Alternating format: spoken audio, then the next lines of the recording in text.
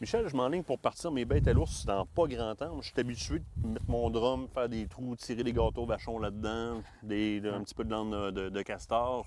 As-tu des conseils? Peux-tu m'enligner un peu ces bonnes choses à faire? Oui, bien oui, certainement. Qu'est-ce que j'ai observé quand on part des appâts? Qu'est-ce qui est bien important, c'est de retenir que l'ours, il est très olfactif. Il a tout le temps la tête à terre, il se promène, il sent. Il a une capacité olfactive incroyable.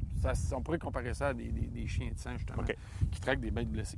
Fait que la moindre effluve d'odeur qu'il va rencontrer, il va y accorder de l'importance. Surtout au printemps, parce qu'au printemps, la neige vient de fondre, il n'y a pas tant d'odeur particulière parce qu'il n'y a rien qui est parti encore. Il n'y a pas de bouffe disponible non plus. Des fois, il va y avoir une carcasse, mais il n'y a pas beaucoup de nourriture.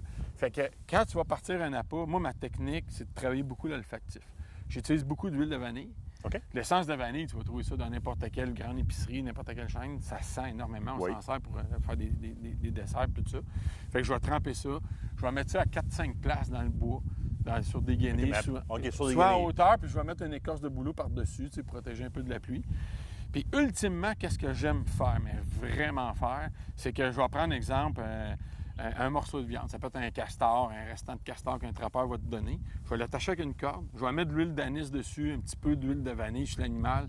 Puis là, en arrière de la peau, sur, admettons, 400 mètres, 500 mètres, je vais me faire des corridors d'odeur.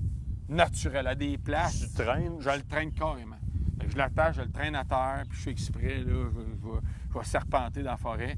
Puis je fais des grandes boucles, puis je ramène ça à la peau. Puis à la toute fin, ultimement, le castor, je l'accroche en l'air. L'accroche avec un clou. Il est là, m'a dire, ça fait un paquet de corridors d'odeur.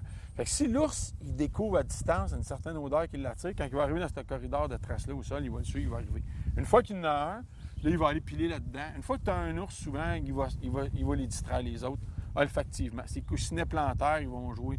Soit si tu mets de l'huile au sol, si tu mets du maïs. Il va te créer lui-même des corridors d'odeur que les autres ours vont percevoir.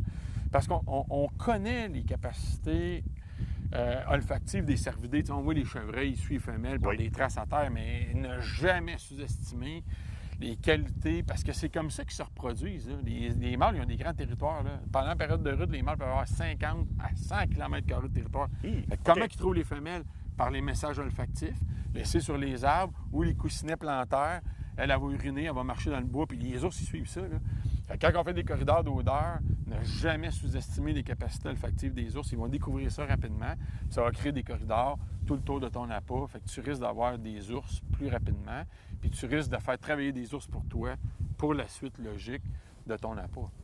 Génial. J'étais bien parti avec mes petits gâteaux. Ils sentent la vanille, mais je vais en rajouter un petit peu. Question d'aller les teaser pour qu'ils viennent voir mon appât. Merci beaucoup, Michel. Tu vas avoir des belles surprises.